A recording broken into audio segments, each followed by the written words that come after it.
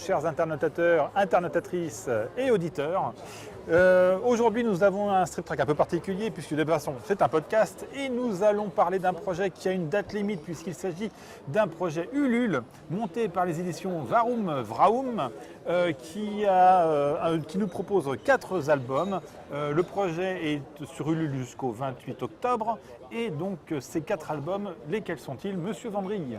Bonjour Christophe, bonjour les internautateurs, les internautatrices, les auditeurs, les auditrices et tous ces gens-là. Et donc ces 4 projets, le premier s'appelle Rouen par 100 chemins différents. Rouen par 100 chemins différents, c'est un portrait de ville par Emmanuel Lemaire. Alors Emmanuel Lemaire, c'est un garçon qui est très très talentueux au niveau dessin, c'est un autodidacte qui a un dessin qui fait presque penser à du dessin d'architecte, tu vois, il y a une espèce de...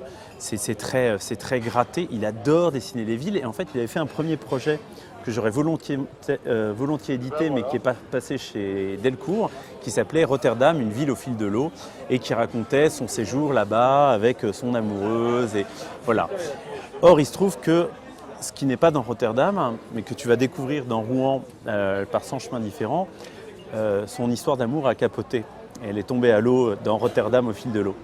Et en fait, dans Rouen, par 100 chemins différents, tu suis un auteur de BD qui finit sa première bande dessinée autobiographique. Et justement, il ne sait pas comment faire pour raconter son histoire, il vient de se faire plaquer.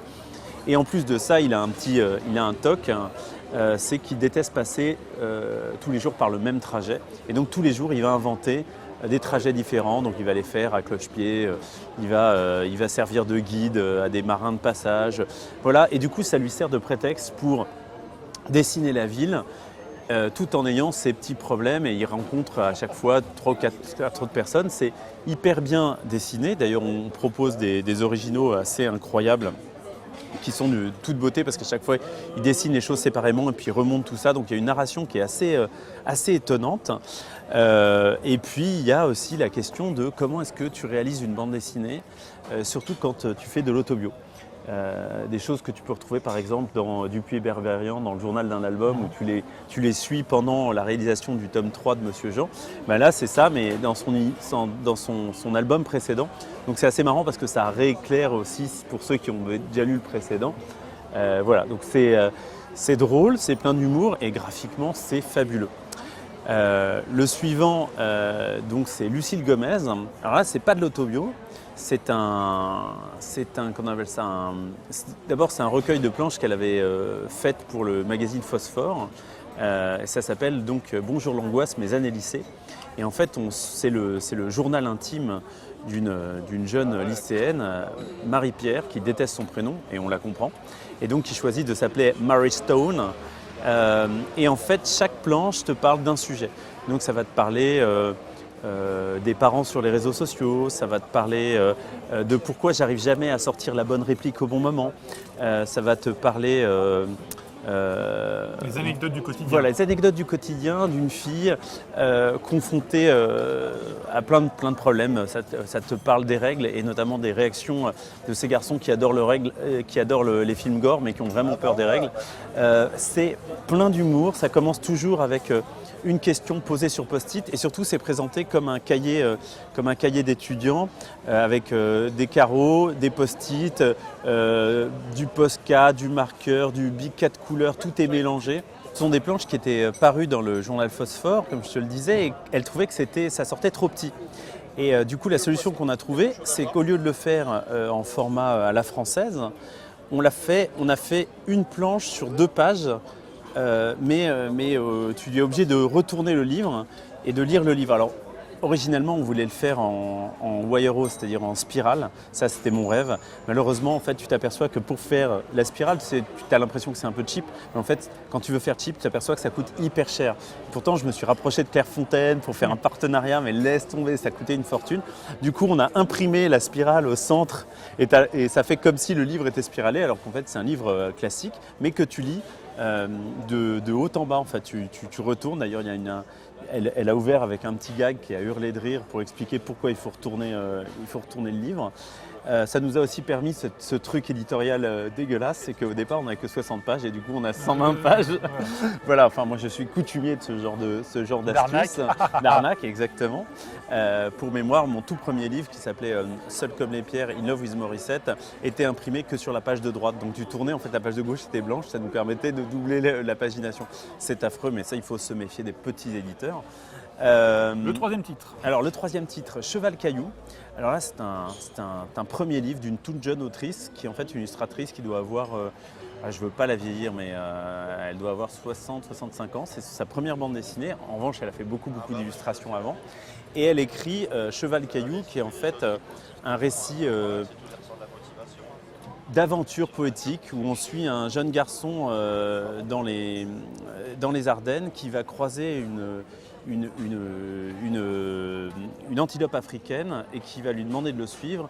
Il va lancer un caillou à sa suite, ce caillou va se transformer en cheval, d'où le cheval caillou, et il va traverser toute la France, le pourtour méditerranéen, il va descendre en Afrique, rencontrer beaucoup d'animaux, traverser des lieux incroyables. Alors c'est sublimement dessiné, ça ressemble à Duprat quand il torche pas les décors.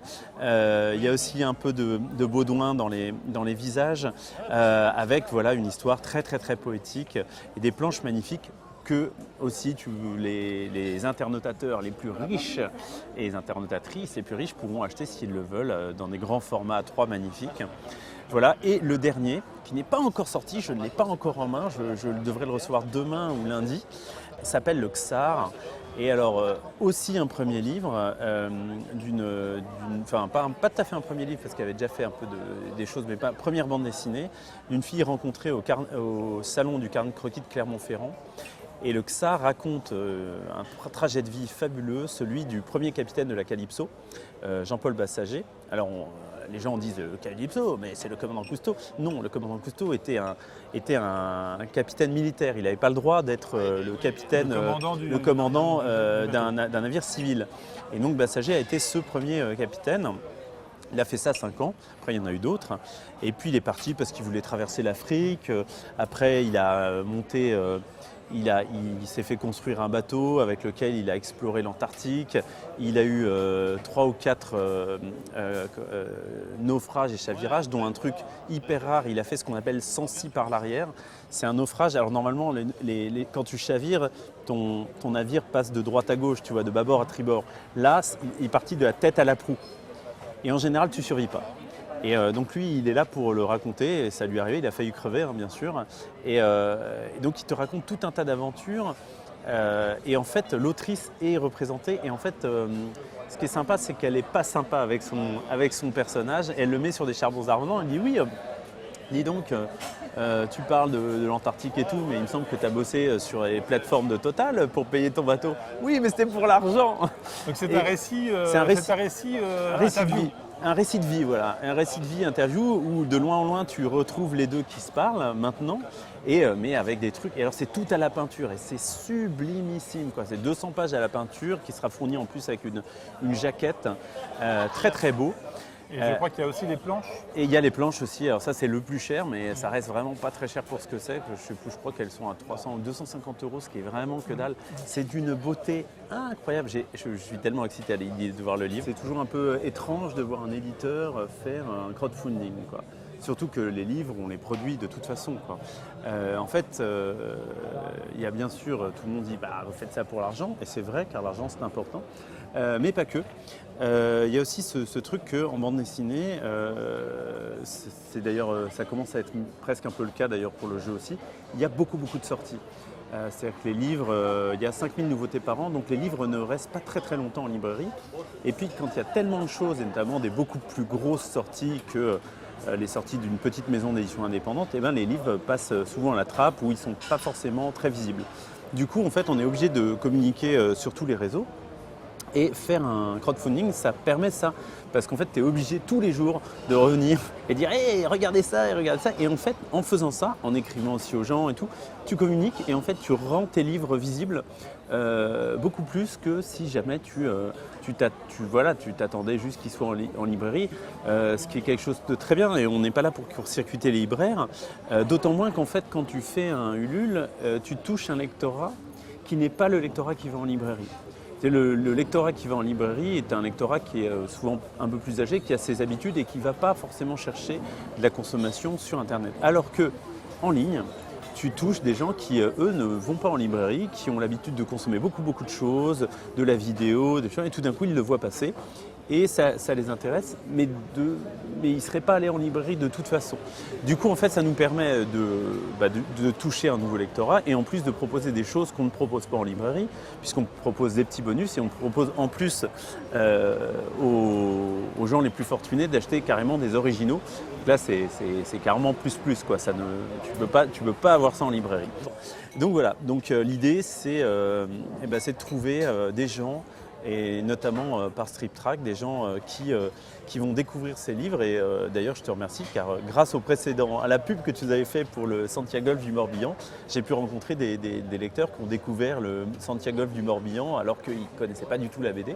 Donc voilà, merci Strip Track. On espère que justement vous allez découvrir et avoir envie de découvrir ces 4 albums. Le projet Ulule tourne jusqu'au 28 octobre et de toute façon, même si vous ne participez pas, on vous invite évidemment à y participer. Mais de toute façon, même si vous voyez cette vidéo plus tard, après, ces livres-là seront disponibles en librairie. N'hésitez pas à les demander à votre libraire préféré. Voilà. Ciao. Des bisous à tout le monde.